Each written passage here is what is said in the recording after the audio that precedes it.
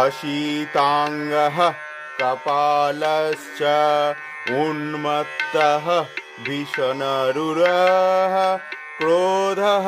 शङ्खचण्डश्च अष्टभैरवते नमः कौमारी वैष्णवी चण्डी इन्द्राणी ब्राह्मणी सुधा अष्टमातृकचामुण्डा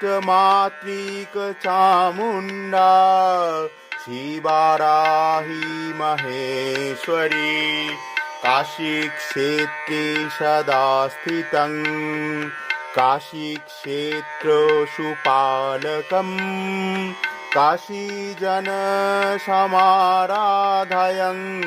नमामि कालभैरवम् अष्टमूर्तिभैरवशस्त्रं अष्टम